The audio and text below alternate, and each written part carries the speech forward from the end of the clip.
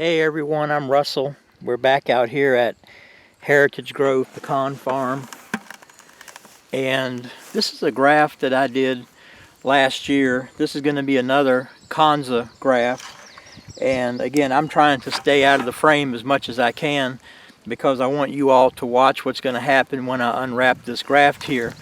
But, you know, people might ask, well, is it important how high up the tree you perform your graft?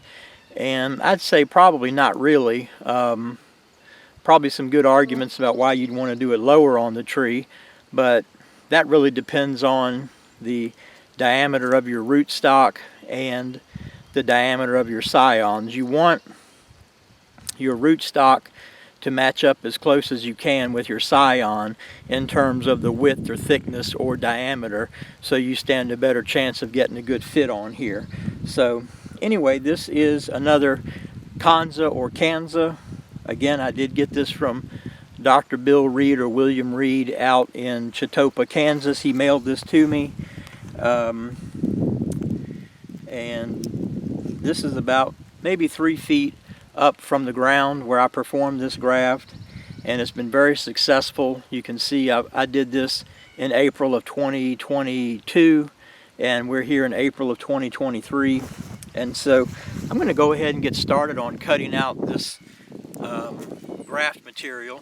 Now, like I've done before, I will usually put a splint back here on the tree if the graft is successful, because where this graft union is going to be the weak spot while it's healing, and while this is all becoming one tree, this will be the weak point.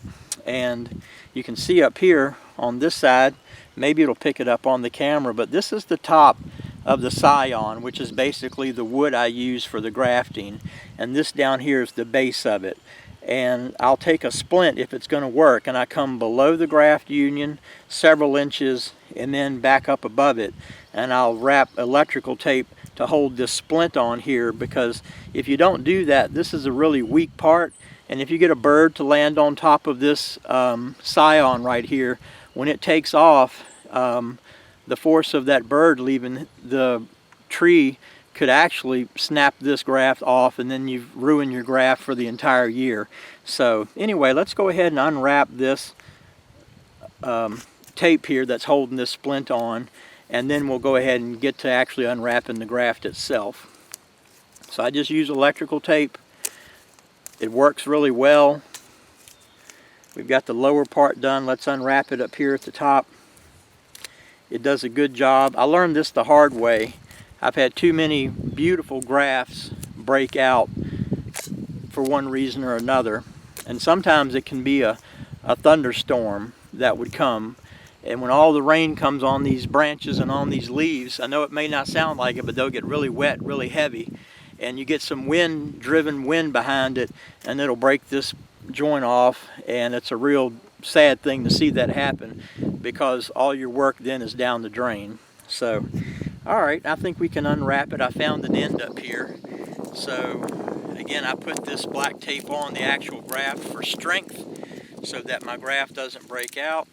You can see some of the grafting tape, the original tape here, this white stuff, and that is the grafting film or grafting tape that I use first to wrap the graft. It does a great job of keeping the air out and keeping the moisture in.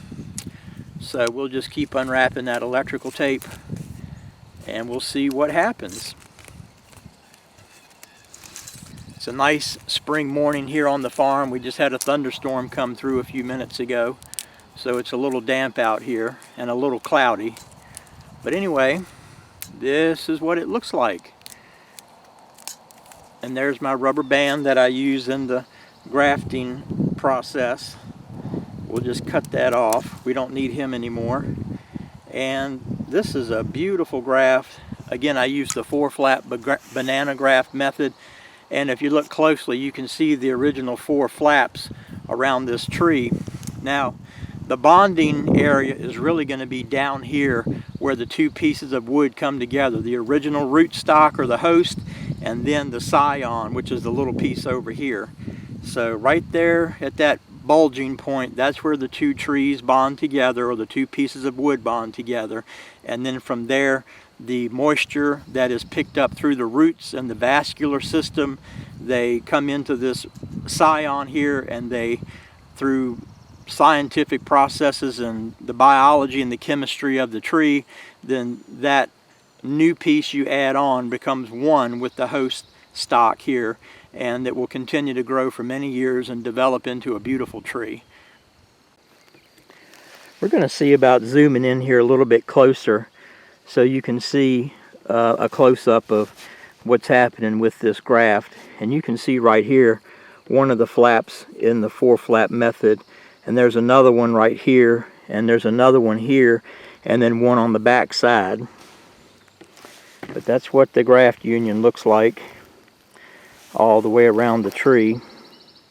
And we'll pull back off of this, and this is about 4.5 feet in height right now, and this is going to develop into a beautiful tree, and it'll probably still be several more years before we get nuts off of this tree, but that's okay. It just takes time. And you can see in the background other large trees. Of course, they're beginning to produce nuts, or they've been producing nuts, these other big ones. But we're adding this one into the grove, and in a few years this Kanza tree will also be producing some beautiful nuts.